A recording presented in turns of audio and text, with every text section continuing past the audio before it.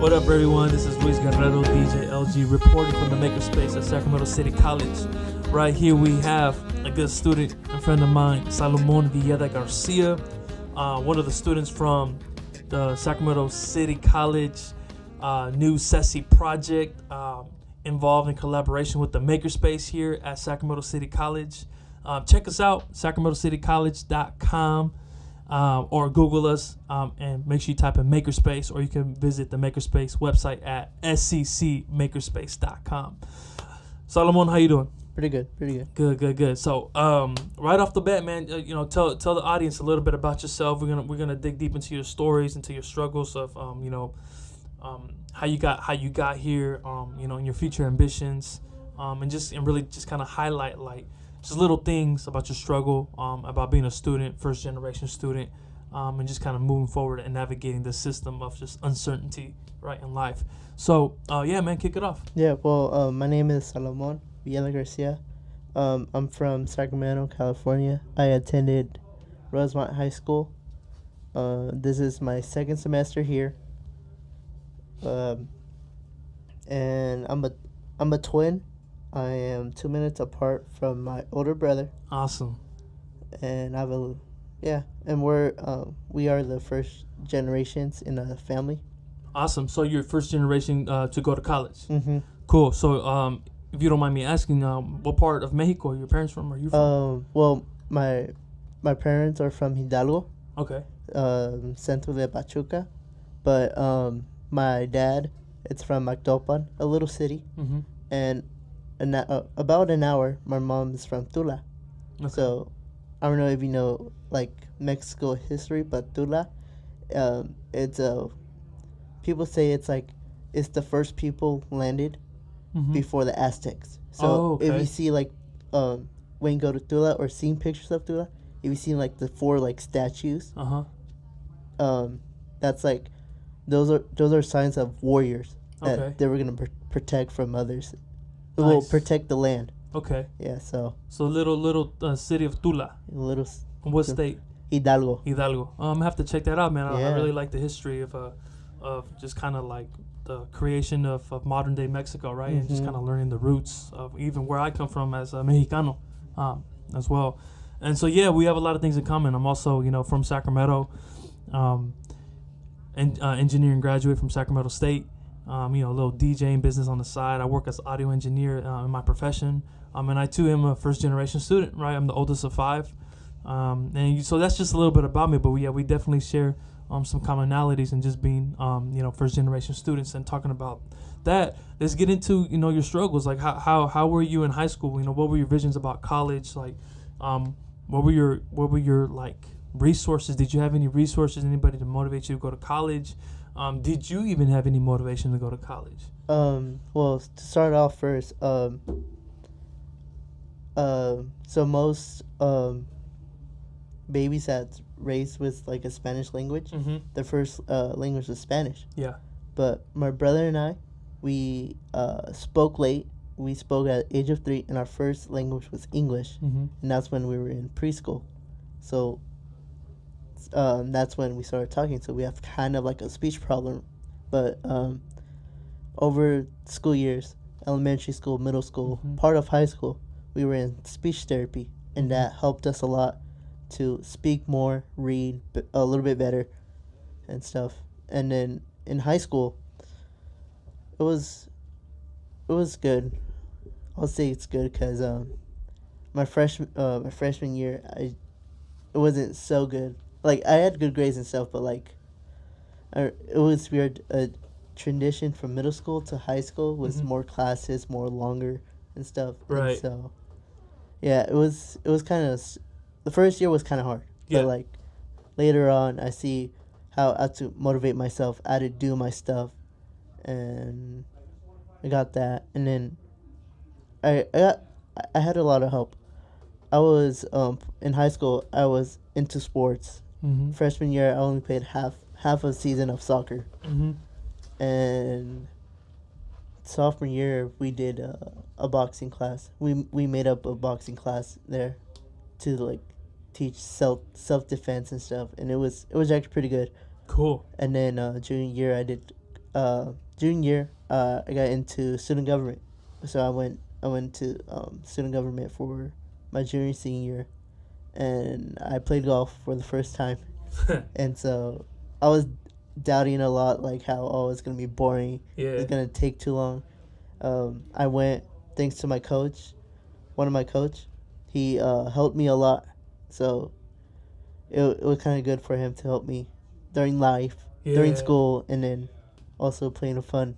Yeah, that's golf cool. match. That's cool. Hey, golf, man. Like I'm on the same page. I tried golf. You know, just went to the golfing range, just as something different to do, and I loved it. Like, just kind of, golf, the game in itself is a different experience than just going to the driving range. But even just going through that learning phase of just how to swing a golf club and kind of like learning those little things, that was pretty fun and interesting. A good experience. It looks easy, but it's not. Yeah, it's not exactly. And the fact, because it's not easy, you want to keep trying it because it looks so easy, and you're like, I could do this, and then you go out there and you can't do it, right? Yeah. And then so you just keep trying and trying and trying. And then when I was my first year of practice, one of my coaches, because we had two coaches, one of them were like, "Oh, you're a lefty." I'm like, "Yeah, I'm straight lefty. Like I do everything with my left hand." And so he was like, "All right." And so I'm not good at teaching lefty, but your other coach will help you a lot. And he'll be excited because the first one, he never coached a lefty before, right? And so I was like the first one, so it was hard for him to teach me because he's probably right-handed. Yeah, and so he had to do everything in the opposite to show me. Right. But my other coach, he's the one that helps me a lot, like how to swing, how to like be focused and stuff. Yeah. So and then right now. Well, not right now, but when the golf season was over my senior year, he told me, like, "Oh, you want to help me to coach kids on the weekends?" I'm like, "Sure, why not?" I tried it. I had a lot of fun. Nice. Like, I still do it right now. So, awesome. So Saturday morning, I'll go and coach my kids. Sweet. That's cool, man. So you have like a little thing for just kind of helping and teaching. That's cool. So let's actually get into that in terms of like just education and teaching. Going to college, you ever seen yourself going to college? There was a part of me seeing myself in college, but also another part of me not going to college. But like the thing that motivated me to go to college, it's how one of my cousin, he didn't went to college. He right after high school, he got his diploma and he just went to work. Right. And like as right now, he's doing good right now. He works at Wells Fargo's. He sells French bulldogs now, and he's doing good. And he's like getting paid very well, like probably like I don't know how much, but he's like doing well. Yeah, so he's just well off. Yeah, well off. And I'm like, with his brother, he's in college too. Well, he's in college, so they're like about a year or two apart. He's in college right now at Sacramento City.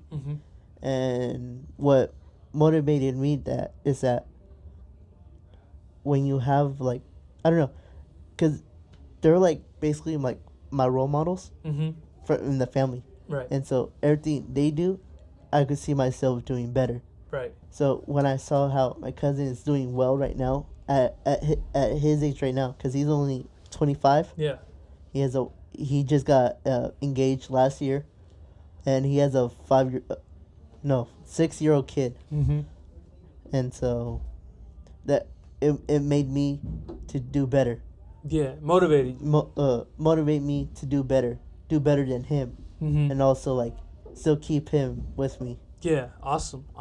So now that you've made it at least to the college level, can you talk about some of the struggles you faced as a first generation student? Well, right now, the problem's still going on, but like my parents have to understand is that like I can't spend time with them right now because all the books, all the studies we have to do, and it's different from high school.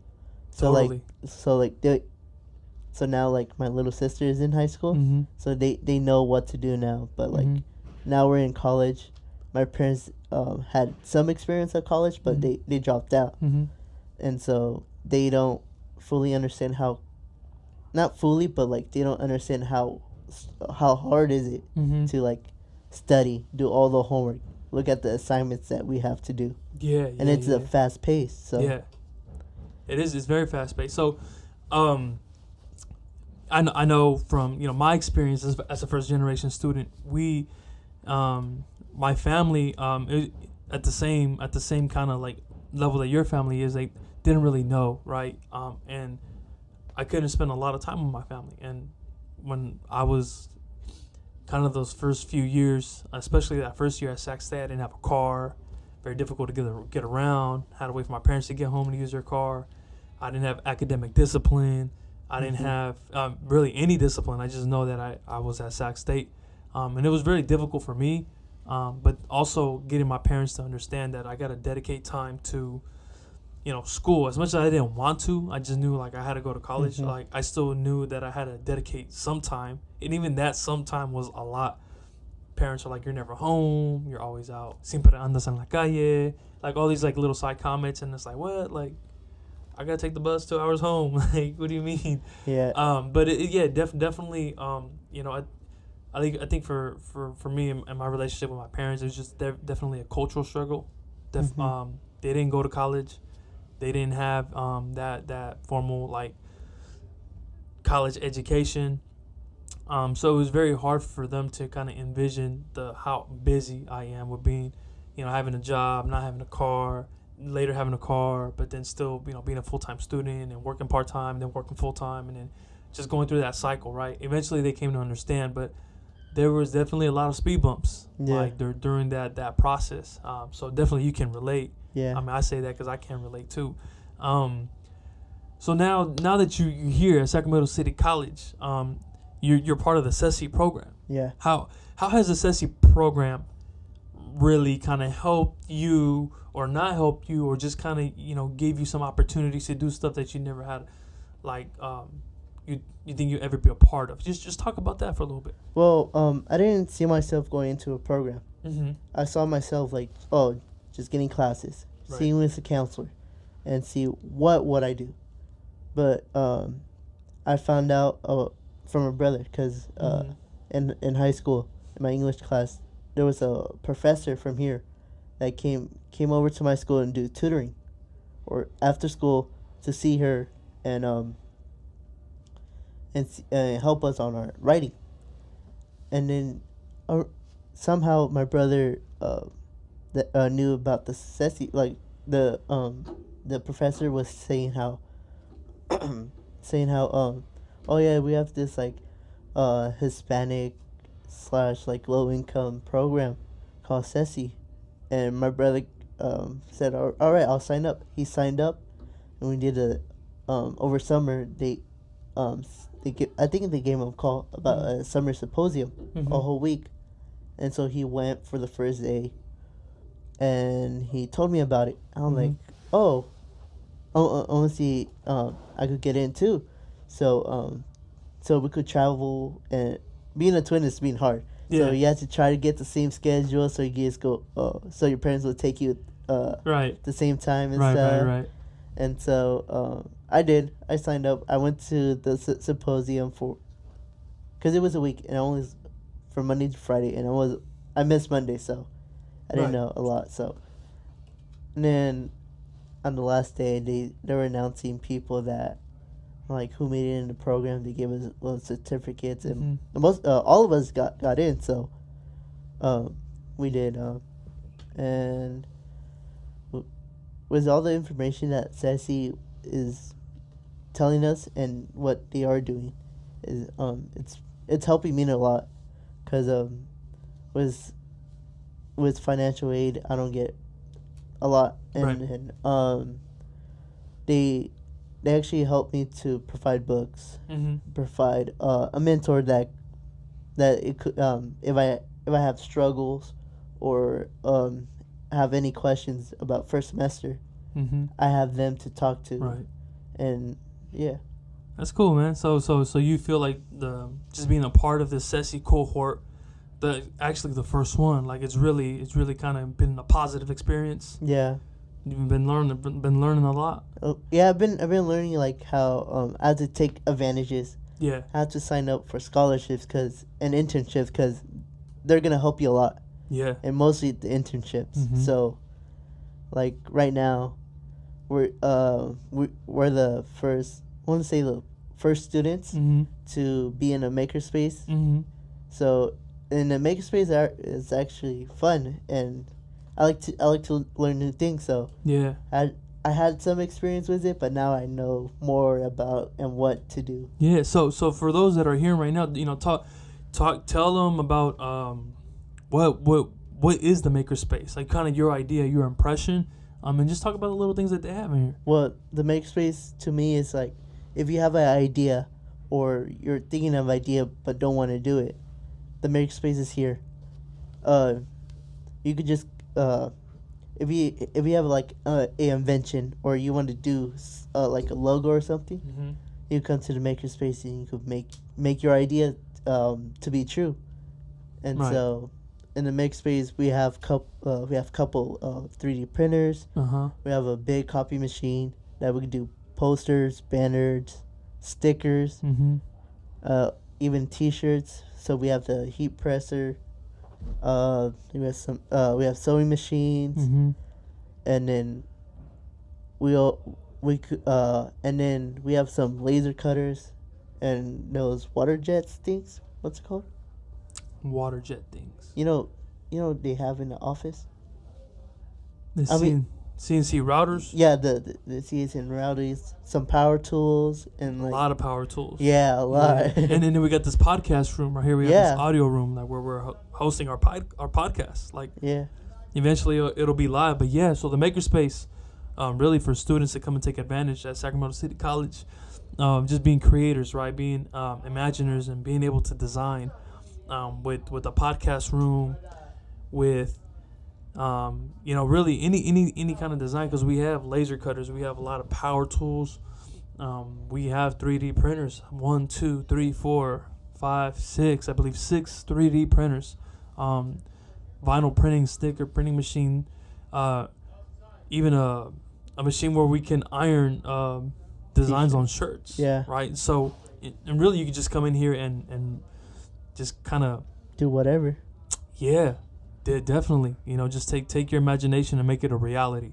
So that's dope, man. I feel like you definitely taken advantage of the maker space. Mm-hmm. And it seems like you're enjoying it, right? yes. A lot of tech stuff. Yeah. Right. Does this kind of give you an idea or even some kind of like consideration of maybe possibly going into the STEM field? Yeah.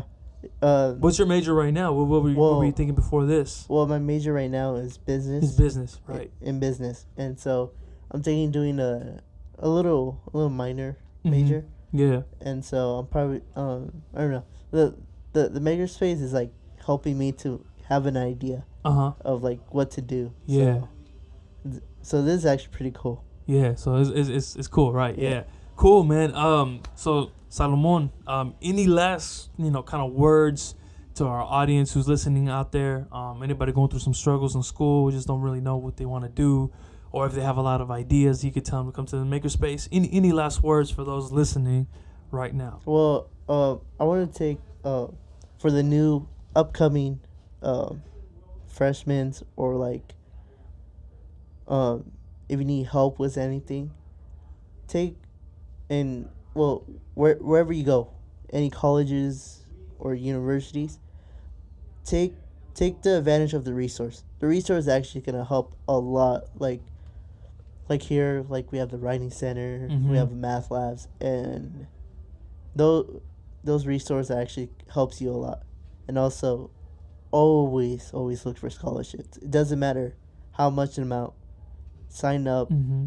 And internships.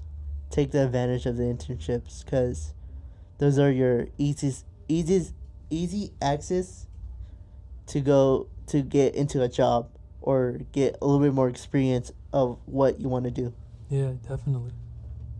Hey, man, thank you.